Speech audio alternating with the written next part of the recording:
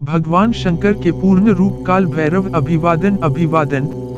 एक बार सुमेरु पर्वत पर बैठे हुए ब्रह्माजी के पास जाकर देवताओं ने उनसे अविनाशी तत्व बताने का अनुरोध किया। शिवजी की माया से मोहित ब्रह्माजी उस तत्व को न जानते हुए भी इस प्रकार कहने लगे, मैं ही इस संसार को उत्पन्न करने वाला स्वयंभू अजन्मा एकमात्र ईश्वर अनादि भक्ति ब्रह्मा घोर निरंजन आत्मा हूँ।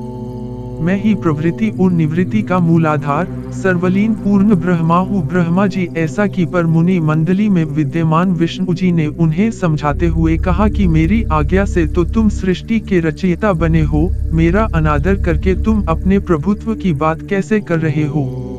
इस प्रकार ब्रह्मा और विष्णु अपना अपना प्रभुत्व स्थापित करने लगे और अपने पक्ष के समर्थन में शास्त्र वाक्य उद्धृत करने लगे। अंततः वेदों से पूछने का निर्णय हुआ तो स्वरूप धारण करके आए चारों वेदों ने क्रमशः अपना मत इस प्रकार प्रकट किया। ऋग्वेद जिसके भीतर समस्त भूत निहित हैं तथा जिससे सब कुछ प्रवृत्त होता है और जिसे परमात्मा कहा जाता है, वह एक रुद्र रूप ही है। यजुर्वेद जिसके द्वारा हम वेद भी प्रमाणित होते हैं तथा जो ईश्वर के संपूर्ण यज्ञों तथा योगों से भजन किया जाता है, सबका दृष्टा वह एक शिव ही है। सामवेद जो समस्त संसारी जनों को भरमाता है, जिसे योगी जन ढूंढते हैं और जिसकी भांति से सारा संसार प्रकाशित होता है, वे एक त्र्यंबक शिव जी ही हैं। अथर्ववेद जिसकी भक्ति से साक्षात्कार होता है और जो सब या सुख दुहक अतीत अनादि ब्रह्म हैं, वे केवल एक शंकर जी ही हैं। विष्णु ने वेदों के इस कथन को प्रताप बताते हुए नित्य शिवा से रमण करने वाले दिगंबर पीतवर्ण धूलि धूसरित प्रेमनाथ कुवेटाधारी सर्वावेष्टित वरिपनवाही निःसंग शिवजी को पर ब्रह्म मानने से इनकार कर दिया। ब्रह्मा विष्णु विवाद को सुनकर ओंकार ने शिवजी की ज्योति नित्य और सनातन परब्रह्म बताया, परंतु फिर भी शिव माया से मोहित ब्रह्मा विष्णु की बुद्धि नहीं बदली। उस समय उन दोनों के मध्य आदि अंत रहित एक ऐसी विशाल ज्योति प्रकट हुई कि उससे ब्रह्मा का पंचम सिर जलने लगा। इतने में त्रिशूलधारी नील लोहित शिव वहां प्रकट हुए तो अज्ञानतावश ब्रह्मा उन्हें अपना पुत्र समझकर अपनी शरण में आने को कहने लगे।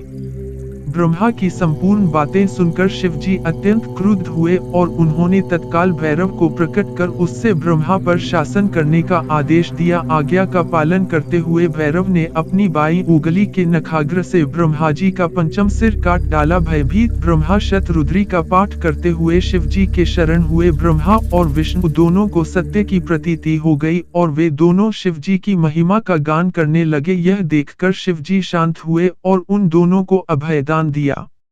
इसके उपरांत शिवजी ने उसके भीषण होने के कारण भैरव और काल को भी भयभीत करने वाला होने के कारण काल भैरव तथा भक्तों के पापों को तत्काल नष्ट करने वाला होने के कारण पाप भक्षक नाम देकर उसे काशीपुरी का अधिपति बना दिया। फिर कहा कि भैरव तुम इन ब्रह्मा विष्णु को मानते हुए ब्रह्मा के कपाल को धारण करके इसी के आश्रय से भिक्षावृत्ति करते हुए वाराणसी में चले जाओ। वहां उस नगरी के प्रभाव से तुम ब्रह्म हत्या के पाप से मुक्त हो जाओगे। शिवजी की आज्ञा से भैरव जी हाथ में कपाल लेकर ज्यों ही काशी की ओर चले, ब्रह्म हत्या उनके पीछे पीछे हो चली। विष्णु ने उनकी स्तुति करते हुए उनसे अपने को उनकी माया से मोहित न होने का वरदान मांगा। विष्णु जी ने ब्रह्म हत्या के भैरव जी के पीछा करने की माया पूछना चाही तो ब्रह्म हत्या ने बताया कि वह तो अपने आप को पवित्र और मुक्त होने के लिए भैरव का अनुसरण कर रही है।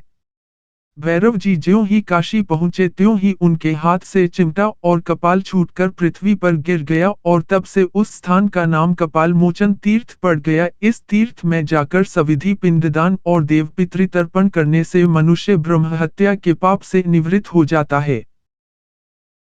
वीडियो अच्छी लगी हो तो हमारे चैनल को सब्सक्राइब कीजिए।